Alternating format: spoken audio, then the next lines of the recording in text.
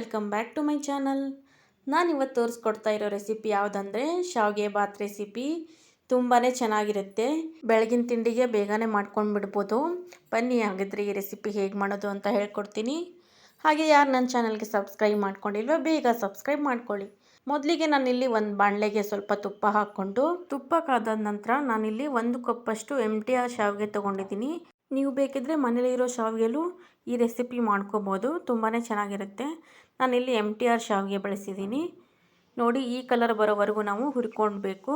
ಹುರಿದಾದ ತಕ್ಷಣ ಇದನ್ನು ಬಿಸಿನೀರಲ್ಲಿ ಬೇಯಿಸಿ ಸೈಡಿಗೆ ಎತ್ತಿಟ್ಕೊಂಡ್ಬಿಡಬೇಕು. ನಾನು ಬೇಯಿಸಿರೋದೆಲ್ಲ ಇಲ್ಲಿ ತೋರಿಸ್ತಾ ಇಲ್ಲ, ಹಾಗೆ ಹುರಿದಿರೋದು ಮಾತ್ರ ತೋರಿಸಿದ್ದೀನಿ. ಯಾಕಂದರೆ ನಿಮಗೆ ಕಲರ್ ಯಾವ ಥರ ಬೇಕು ಅಂತ ಗೊತ್ತಾಗಬೇಕಲ್ವ, ಸೊ ಅದಕ್ಕೆ.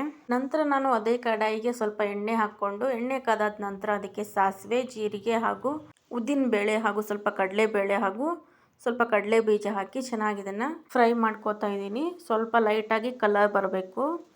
ನಂತರ ನಾನಿಲ್ಲಿ ಒಂದು ಮೀಡಿಯಮ್ ಸೈಜ್ ಈರುಳ್ಳಿನ ಕಟ್ ಮಾಡಿಬಿಟ್ಟು ಹಾಕ್ಕೋತಾ ಇದ್ದೀನಿ. ಚೆನ್ನಾಗಿ ಈರುಳ್ಳಿ ಎಲ್ಲ ಕಲರ್ ಬರೋವರೆಗೂ ಫ್ರೈ ಮಾಡ್ಕೋಬೇಕು.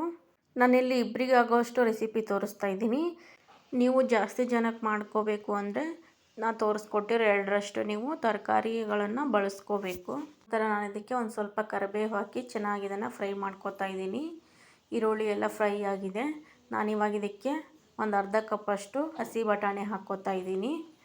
ಹಾಗೆ ಕಟ್ ಮಾಡಿ ಇಟ್ಕೊಂಡಿರೋ ಎಲ್ಲ ತರಕಾರಿನ ಹಾಕ್ಕೋತಾ ಇದ್ದೀನಿ. ನಾನಿಲ್ಲಿ ಯಾವ್ಯಾವ ತರಕಾರಿ ಬಳಸಿದ್ದೀನಿ ಅಂದರೆ, ಒಂದು ಕ್ಯಾರೆಟು, 4ರಿಂದ 5 ಬೀನ್ಸು, ಹಾಗೆ ಒಂದು ಆಲೂಗಡ್ಡೆ ಹಾಗೂ ಒಂದು ಕ್ಯಾಪ್ಸಿಕಮ್ನ ಬಳಸಿದ್ದೀನಿ. ಎಲ್ಲ ತರಕಾರಿನೂ ಹಾಕ್ಕೊಂಡು ಚೆನ್ನಾಗಿ ಎಣ್ಣೆಯಲ್ಲಿ ಫ್ರೈ ಮಾಡ್ಕೋಬೇಕು. ನಂತರ ನಾನಿಲ್ಲಿ ತರಕಾರಿ ಬೇಯಲಿ ಅಂತ ರುಚಿಗೆ ತಕ್ಕಷ್ಟು ಉಪ್ಪು ಹಾಗೂ ಒಂದು ಚಿಟಿಕೆ ಅರಿಶಿನ ಹಾಕ್ಕೊಂಡು ಚೆನ್ನಾಗಿ ಇದನ್ನು ಫ್ರೈ ಮಾಡ್ತಾ ಇದ್ದೀನಿ. ಒಂದು 5 ನಿಮಿಷ ತರಕಾರಿನ ಫ್ರೈ ಮಾಡಬೇಕು, ಅಂದರೆ ತರಕಾರಿ ಎಲ್ಲ ಬೆಂದೋಗುತ್ತೆ. ತರಕಾರಿ ಎಲ್ಲ ಬೇಯ್ತಿದ್ದೇನೆ ಅನ್ನುವಾಗಲೇ ನಾವು ಹೆಚ್ಚಿಟ್ಕೊಂಡಿರೋ ಒಂದು ಟೊಮ್ಯಾಟೋನ ಹಾಕಿ ಚೆನ್ನಾಗಿ ಫ್ರೈ ಮಾಡ್ಕೋಬೇಕು. ಅಂದರೆ ತರಕಾರಿ ಜೊತೆನೂ ಟೊಮ್ಯಾಟೋನು ಬೆಂದೋಗ್ಬಿಡುತ್ತೆ.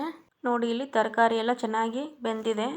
ಇವಾಗ ನಾವು ಇದಕ್ಕೆ ಬೇಯಿಸಿಟ್ಕೊಂಡಿರೋ ಶಾವಿಗೆನ ಹಾಕಿ ಚೆನ್ನಾಗಿ ಮಿಕ್ಸ್ ಮಾಡಬೇಕು. ನಾನು ಶಾವಿಗೆ ಬೇಯಿಸಿರೋದು ನಿಮಗೆ ವಿಡಿಯೋದಲ್ಲಿ ತೋರಿಸಿಲ್ಲ, ಯಾಕಂದರೆ ಮಾಮೂಲಿ ಎಲ್ರಿಗೂ ಶಾವಿಗೆ ಬೇಯಿಸೋದು ಗೊತ್ತು, ಆದ್ದರಿಂದ ನಾನು ತೋರಿಸಿಲ್ಲ. ಇಲ್ಲಿ ನಾನು ಶಾವಿಗೆನ ಚೆನ್ನಾಗಿ ಮಿಕ್ಸ್ ಮಾಡಿದ್ದೀನಿ. ಇದಕ್ಕೆ ನಾನಿವಾಗ ರುಚಿಗೆ ತಕ್ಕಷ್ಟು ಉಪ್ಪು ಹಾಕ್ಕೋತಾ ಇದ್ದೀನಿ. ನಾನು ಆವಾಗಲೇ ತರಕಾರಿ ಬೇಯಲಿಕ್ಕೆ ಅಂತ ಸ್ವಲ್ಪ ಉಪ್ಪು ಹಾಕಿದ್ದೆ. ಸೊ ಇವಾಗ ಶಾವಿಗೆ ಹಾಕ್ಕೊಂಡಿದ್ದೀನಿ. ಸೊ ಇನ್ನೊಂದು ಸ್ವಲ್ಪ ನನಗೆ ಉಪ್ಪು ಬೇಕಾಗುತ್ತೆ, ಸೊ ಅದಕ್ಕೆ ಹಾಕ್ಕೋತಾ ಇದ್ದೀನಿ. ನಂತರ ನಾನು ಇದಕ್ಕೆ ಒಂದು ಅರ್ಧ ನಿಂಬೆಹಣ್ಣನ್ನು ಹಿಂಡ್ಕೊಂಡು ಚೆನ್ನಾಗಿ ಇದನ್ನು ಮಿಕ್ಸ್ ಮಾಡ್ತಾ ಇದ್ದೀನಿ. ನಿಂಬೆಹಣ್ಣು ಹಾಕೋದ್ರಿಂದ ತುಂಬಾ ಚೆನ್ನಾಗಿ ಟೇಸ್ಟ್ ಕೊಡುತ್ತೆ. ಕೊನೆಯದಾಗಿ ಇದಕ್ಕೆ ಹೆಚ್ಚಿಟ್ಕೊಂಡಿರೋ ಕೊತ್ತಂಬರಿನ ಹಾಕಿ ಚೆನ್ನಾಗಿ ಇದನ್ನು ಒಂದ್ಸರಿ ಮಿಕ್ಸ್ ಮಾಡಿದರೆ ಬಿಸಿ ಬಿಸಿ ಆಗಿರೋ ಶಾವಿಗೆ ಬಾತ್ ರೆಡಿ ಆಗುತ್ತೆ. ತುಂಬಾ ಟೇಸ್ಟಿಯಾಗಿರುತ್ತೆ. ಬ್ರೇಕ್ಫಾಸ್ಟಿಗಂತೂ ಲೈಟ್ ವೇಟ್ ಫುಡ್ ಇದು. ತುಂಬ ಟೇಸ್ಟಿಯಾಗಿ ಕೂಡ ಹಾಗೂ ಎಲ್ಲ ತರಕಾರಿ ಹಾಕಿರೋದ್ರಿಂದ ಹೆಲ್ದಿಯಾಗಿಯೂ ಕೂಡ ಇರುತ್ತೆ. ಇದಕ್ಕೆ ಜಾಸ್ತಿ ಎಣ್ಣೆನೂ ಕೂಡ ಬೇಕಾಗಿಲ್ಲ, ಬೇಗನೆ ಮಾಡ್ಕೊಂಡು ಬಿಡ್ಬೋದು. ನೀವು ಮನೇಲಿ ಈ ರೆಸಿಪಿ ಟ್ರೈ ಮಾಡಿ ಹೇಗಾಗಿದೆ ಅಂತ ಕಮೆಂಟ್ ಸೆಕ್ಷನಲ್ಲಿ ತಿಳಿಸಿ. ಹಾಗೆ ಯಾರೆಲ್ಲ ನನ್ನ ವಿಡಿಯೋ ನೋಡ್ತಿದ್ರೋ ವಿಡಿಯೋಗೊಂದು ಲೈಕ್ ಮಾಡಿ, ಶೇರ್ ಮಾಡಿ, ಕಮೆಂಟ್ ಮಾಡಿ ಹಾಗೂ ಸಬ್ಸ್ಕ್ರೈಬ್ ಮಾಡಿ. Thank you for watching.